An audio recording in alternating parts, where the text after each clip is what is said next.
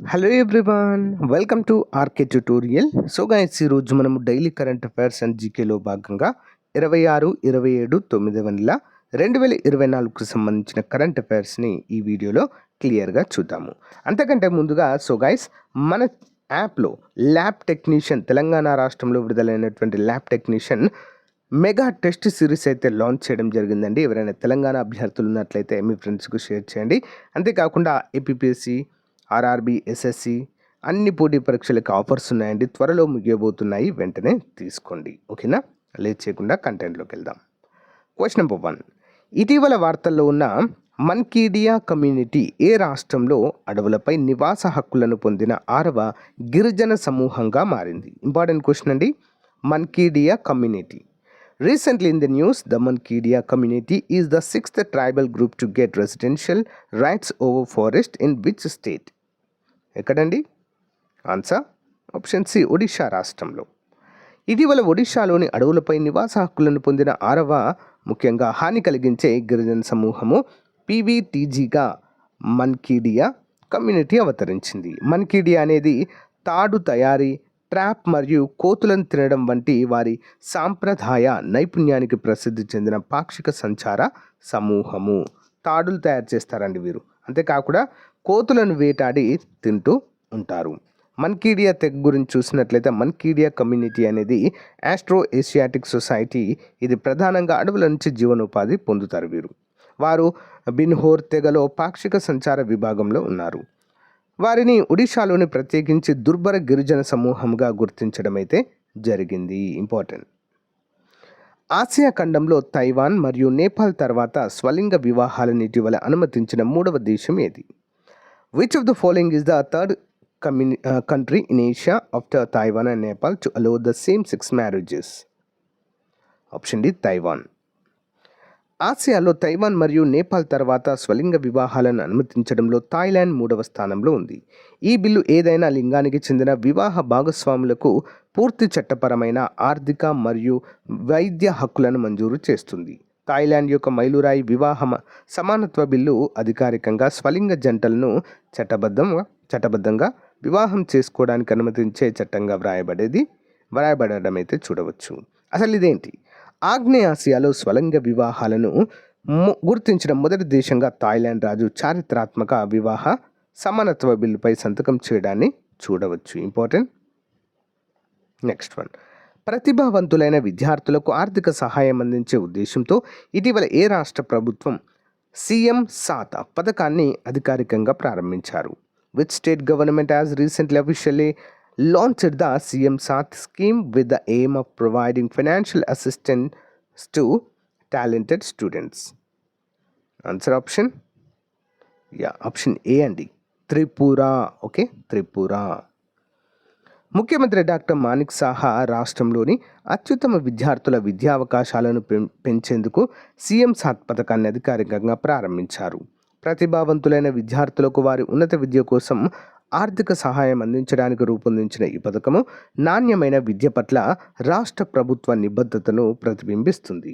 ప్రధాన లక్ష్యము విద్యా విధానం మరియు కార్యక్రమాల రూపకల్పన, వాటిని నిజమైన అర్థంలో అమలు చేయడం, నాణ్యమైన విద్య మరియు అభ్యాస ప్రక్రియను నిర్ధారించడం అయితే ముఖ్య లక్ష్యము. Question number 4. ప్రపంచ పర్యాటక దినోత్సవం 2024 ఏ థీమ్తో United Nations World Tourism Organization నిర్వహిస్తుంది? థీమ్ ఏంటంటే మరి 2024ది? What is the theme of United Nations World Tourism Organization 2024? What is the theme? Answer option C అండి, టూరిజం అండ్ పీస్. వివరాలు చూద్దాం. ప్రపంచ ఆర్థిక వ్యవస్థలో కీలక పాత్ర పోషించే కీలకమైన పరిశ్రమ పర్యాటకము. ఇది దేశాల ఆర్థిక వృద్ధికి గణనీయంగా దోహదపడుతుంది, అనేక ఉపాధి అవకాశాలను సృష్టిస్తుంది మరియు విభిన్న నేపథ్యాల ప్రజల మధ్య సాంస్కృతిక బంధాలను పెంపొందిస్తుంది. ఈ రంగం యొక్క ప్రాముఖ్యతను జరుపుకోవడానికి మరియు గుర్తించడానికి United Nations World Tourism Organization ప్రపంచ పర్యాటక దినోత్సవాన్ని ప్రపంచ ఆచారంగా ఏర్పాటు చేసింది. Theme 2024 tourism and peace. Next. ఇటీవల అంతర్జాతీయ టెస్ట్ క్రికెట్ మరియు వన్డే క్రికెట్ నుండి రిటైర్మెంట్ ప్రకటించిన షకీబుల్ హసన్ ఏ దేశ క్రికెట్ క్రీడాకారుడు? Shakib Al Hasan is the cricketer of which country who recently announced his retirement from international test cricket and ODI cricket? ఎవరండి? ఏ దేశానికి చెందినవారు? Option B Bangladesh. Bangladesh all time great cricketer Shakibul Hasan test మరియు T20 ఫార్మాట్ నుండి రిటైర్మెంట్ కాబోతున్నారు. సారీ, ఇక్కడ వన్డే అని పెట్టానా?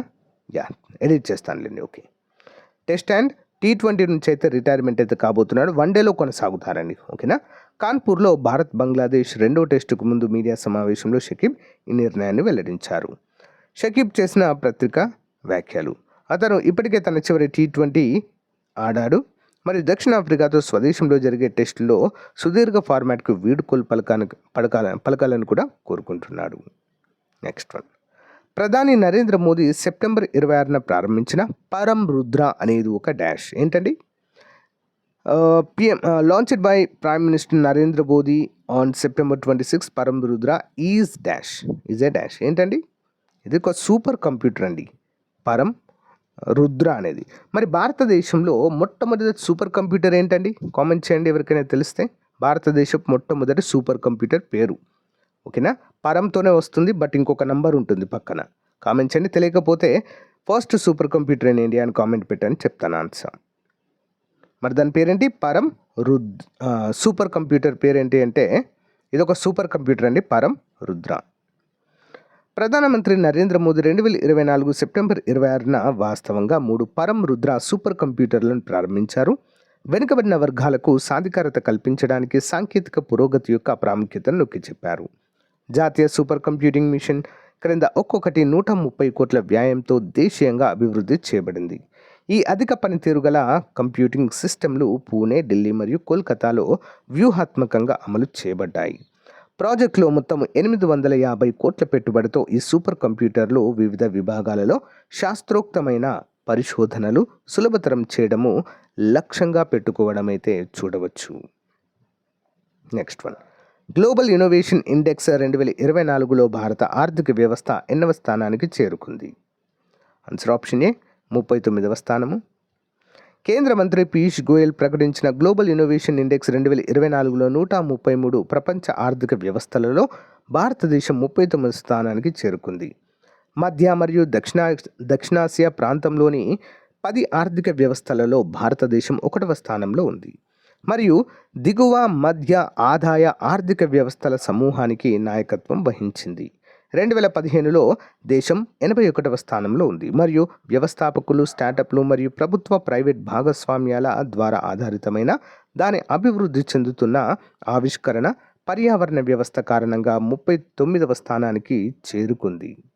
కీలక విజయాలు. మరి భారతదేశం మధ్య మరియు దక్షిణాసియాలో మరియు దిగువ మధ్య ఆదాయ ఆర్థిక వ్యవస్థల్లో 1వ స్థానంలో ఉంది. విప్రో యొక్క సైన్స్ అండ్ టెక్నాలజీ క్లస్టర్ ర్యాంకింగ్స్లో 4వ స్థానంలో ఉంది. ముంబై, ఢిల్లీ, బెంగళూరు మరియు చెన్నై వంటి నగరాలు గ్లోబల్ టాప్ 100 S&T క్లస్టర్లలో ఉన్నాయి. భారతదేశం కూడా కనిపించని ఆస్తుల తీవ్రతలో ప్రపంచవ్యాప్తంగా 7వ స్థానంలో ఉంది. ఇంపార్టెంట్. డ్వైన్ బ్రావో ఇటీవల అంతర్జాతీయ అన్ని క్రికెట్ ఫార్మాట్ల నుంచి రిటైర్మెంట్ ప్రకటించిన వీరు ఏ దేశానికి చెందినవారు?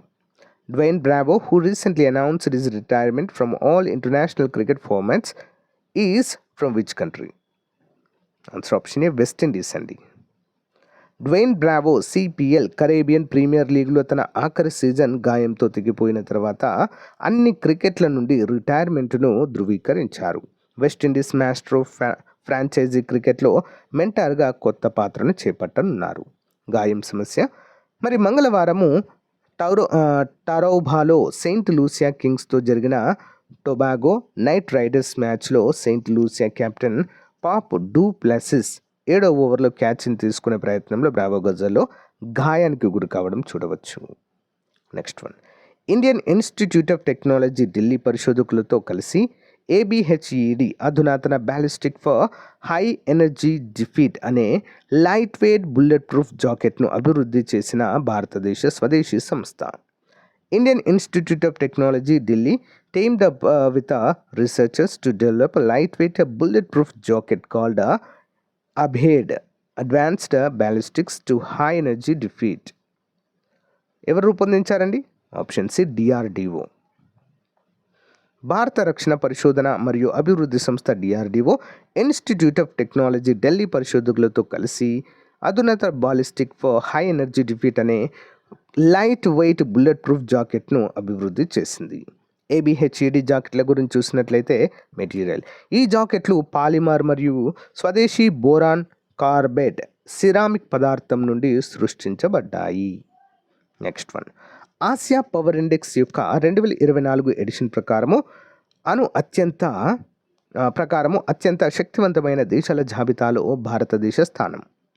According to the 2024 edition of Asian Power Index, India position in the list of most powerful countries is.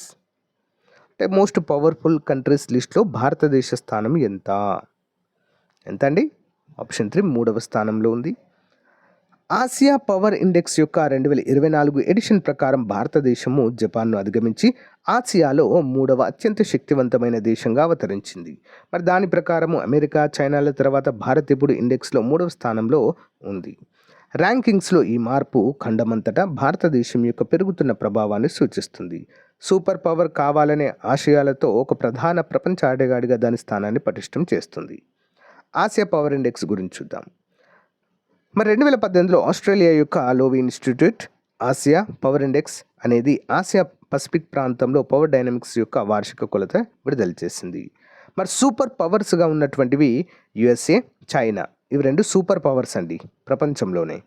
తర్వాత మిడిల్ పవర్స్ వచ్చేసి India, Japan, Australia, Russia, south Korea, Singapore, Indonesia, Thailand, ఈ విధంగా అయితే వరుస క్రమంలో ఉన్నాయి. ఓకేనా? మిడిల్ పవర్స్లో భారతదేశం టాప్లో ఉంది అండ్ ప్రపంచ శక్తివంతమైన దేశాల జాబితాలో 3వ స్థానంలో ఉంది. Okay. House of Lords UK పార్లమెంట్లో ప్రతిష్టాత్మక గ్లోబల్ ప్రెస్టీజ్ అవార్డు ఇటీవల క్రింది ఏ సినీ నటుడికి అందింది? The House of Lords UK parliament recently presented the prestigious Global Prestige Award to which of the following film actors? Answer option B, Vinod Bachchan అండి. ప్రముఖ బాలీవుడ్ నిర్మాత వినోద్ బచ్చన్ భారత చలనచిత్ర పరిశ్రమకు చేసిన విశేష సేవలను గుర్తించి House of Lords UK parliament ప్రతిష్టాత్మక గ్లోబల్ ప్రెస్టీజ్ అవార్డును అందుకున్నారు.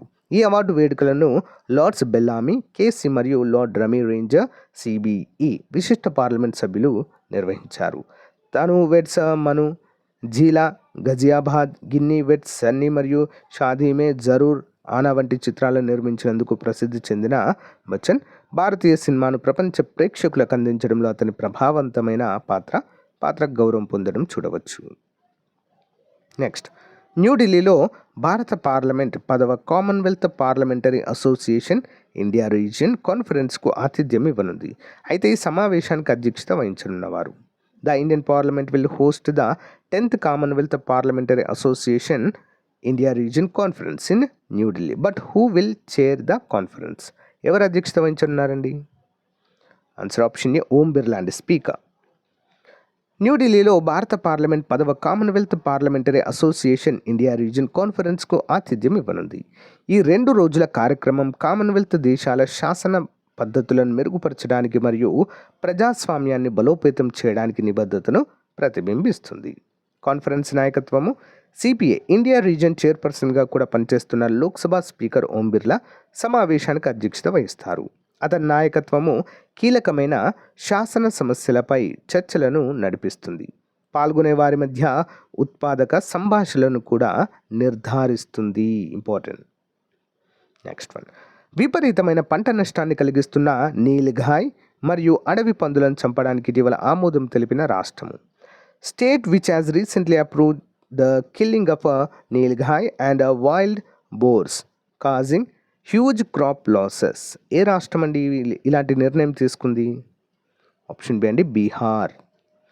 ఈ జంతువుల వల్ల సంభవించే గణనీయమైన పంట నష్టాన్ని తగ్గించడానికి బీహార్ ప్రభుత్వం నీలిఘాయ్ అంటే నీలి ఎద్దులు అని కూడా పిలుస్తారు వీటిని, మరియు అడవి పందులను చంపడానికి ఆమోదం లభించింది. పంటలు నాశనమై పదే నష్టపోతున్న రైతులను ఆదుకోవడమే ఈ నిర్ణయం. వ్యవసాయంపై ప్రభావం. బీహార్లో నీలిగాయ్ మరియు అడవి పందుల వల్ల తీవ్ర పంట నష్టం జరిగిందని రైతులు నివేదించారు.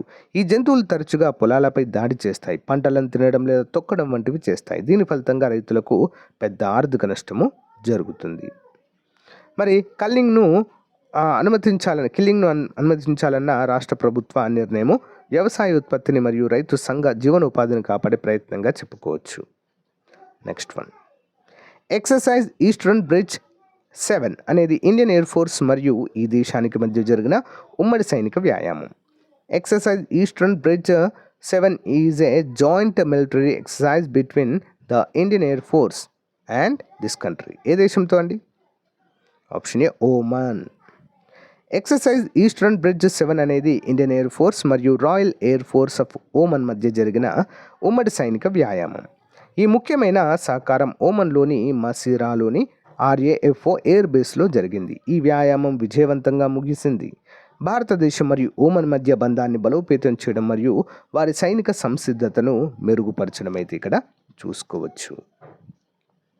ఈ వ్యాయామం యొక్క లక్ష్యము తూర్పు వంతెన 7 యొక్క ముఖ్య ఉద్దేశం 2 వైమానిక దళాల మధ్య సైనిక సహకారాన్ని మెరుగుపరచడం, సంక్లిష్టమైన వైమానిక కార్యకలాపాలు మరియు వ్యూహాత్మక కసరత్తులపై కలిసి పనిచేయడం ద్వారా 2 దళాలు పక్కపక్కనే పనిచేసే సామర్థ్యాన్ని మెరుగుపరచడానికి లక్ష్యంగా పెట్టుకున్నాయి.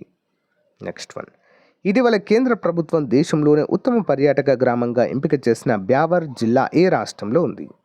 In which state is Bavar district recently selected as the best tourist village in the country by the central government. ఎక్కడ ఉందండి యొక్క బ్యావర్ జిల్లా? ఆన్సర్ ఆప్షన్ డి అండి, రాజస్థాన్లో ఉంది. రాజస్థాన్లోని అజ్మీర్ సమీప బ్యావర్ జిల్లాకు చెందిన దేమ్వాలి భారత్లో ఉత్తమ పర్యాటక గ్రామంగా ఎంపికైంది. ఓకేనా. నవంబర్ 27న ఢిల్లీలో జరిగే ప్రత్యేక కార్యక్రమంలో కేంద్ర ప్రభుత్వం ఈ గ్రామానికి అవార్డు అందించనుంది. ఓకేనా. బ్యావర్ జిల్లాకు చెందిన దేమ్వాలి అనేది ఎగ్జాక్ట్లీ గ్రామం. ఓకే. దేవమాలి ప్రత్యేకత ఏమిటంటే గ్రామానికి చెందిన 3000 బీగాల అంటే 1875 ఎకరాల భూమిని స్థానికంగా కొండపై వెలిసిన దేవనారాయణన్ స్వామికి అంకితం చేశారు. ఏళ్ల తరబడి గ్రామంలో నివసిస్తున్న స్థానికులు ఎవరి వద్ద భూ యాజమాన్య పత్రాలు ఉండవు. వ్యవసాయ భూములు అందరూ కూడా సాగు చేస్తూ ఉంటారండి. ఇంపార్టెంట్. నెక్స్ట్, 2023-24లో దేశంలోనే వరి దిగుబడిలో ప్రథమ స్థానంలో నిలిచిన రాష్ట్రం ఏది?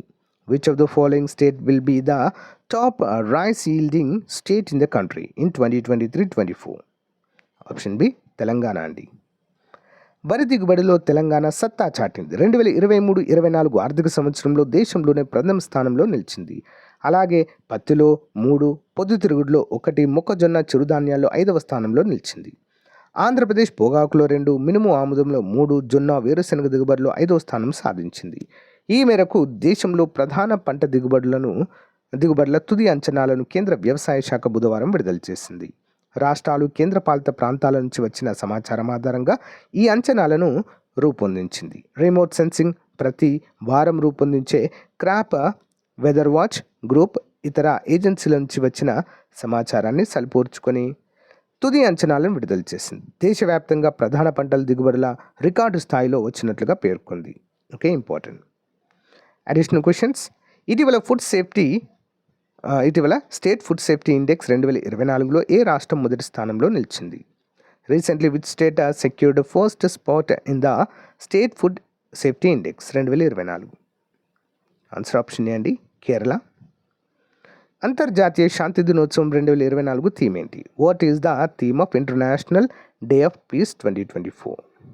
ఆప్షన్ బి అండి, శాంతి సంస్కృతిని పెంపొందించడం. ఇటీవల వార్తల్లో చూసిన ఇన్స్పైర్ మానక్ పథకం ఏ సంస్థల ద్వారా అమలు చేయబడుతుంది? Inspire Manak scheme recently seen in the news implemented by which organizations? ఎవరండి? ఆన్సర్ ఆప్షన్ బి అండి, సైన్స్ అండ్ టెక్నాలజీ విభాగం మరియు నేషనల్ ఇన్నోవేషన్ ఫౌండేషన్, భారతదేశము.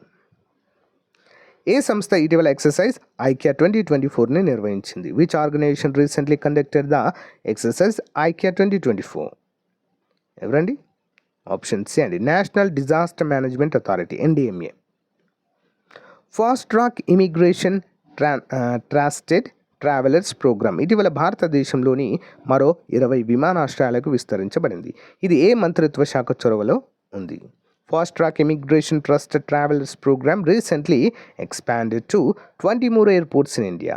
Is an initiative of which ministry? Option D, home వ్యవహారాల మంత్రిత్వ శాఖ. సో గైస్, ఇది రోజుకు సంబంధించిన మోస్ట్ ఇంపార్టెంట్ కరెంట్ అఫైర్స్. మీకు నచ్చితే లైక్ చేయండి, తప్పకుండా మీ ఫ్రెండ్స్తో షేర్ చేయండి. Thank you guys, thank you for support. Have a nice day. Bye.